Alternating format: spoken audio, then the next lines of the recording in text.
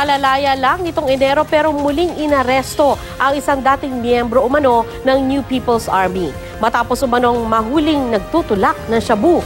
Live mula sa Quezon City, may ulat on the spot si JP Soriano. JP? Sandra, arestado nga ng mga anti-drug operatives ng QCPD ang isang dating miyembro umano ng NPA matapos ang isang buy-bus operation sa Fairview, Quezon City nitong madaling araw. At Sandra, ayon sa QCPD, mahigit 80 gramo ng pinaghinalaang shabu na may street value na mahigit 400,000 pesos ang nakuha kay Jefferson Rafanan na ayon sa QCPD ay isang self-confessed hitman na isang breakaway group ng Alex Bongkayo Brigade o ABB. Ayon sa pulisya, Sandra, na aresto si Rafanan matapos ang isang tip na di umano'y nagbebenta siya ng shabu.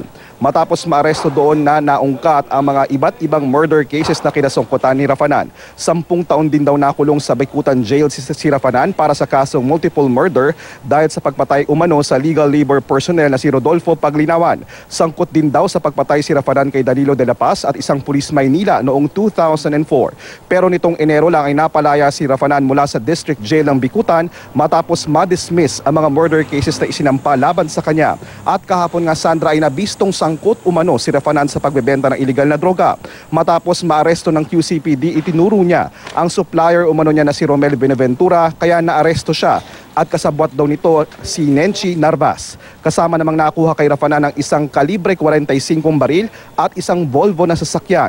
Ayon sa QCPD, napag-alaman nila na ang pinaka-supplier ng droga kay Rafanan ay nakakulong din sa Bikutan City Jail. Itinanggi naman ni Rafanan at mga naaresto ang mga akusasyon. We have information na yun nga naandun, a Chinese national. So that will be the subject of further investigation, and just like what I've said, we will be coordinating with appropriate law enforcement agency. Kailangan ko nga ng abogado.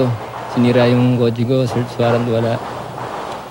Sandra, kasama sa mga nakuha doon sa mga suspect ay yung mga bank accounts, mga bank transactions na malalaking halaga na nagpapatunay umano na sangkot sila sa malaking transaksyon ng illegal na droga.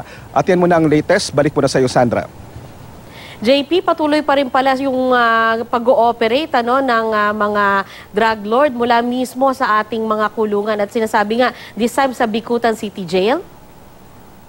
Yes, Sandra, isang Chinese na inmate ang kanilang pinaka-source doon. At ayon sa QCPD, unfortunately, doon napuputol ang kanilang ginagawang mga investigasyon. Pag dumarating na sila doon sa mga city, sa mga kulungan na lamang nakakulong pa pala, hindi doon exactly sa Bikutan nangyayari yung paggawa o pagbentahan, pero doon nag-ooperate at doon nakakatawag di umano ang mga nagsusupply ng drogang ito. Kaya isang malaking problema pa rin daw talaga ayon sa QCPD.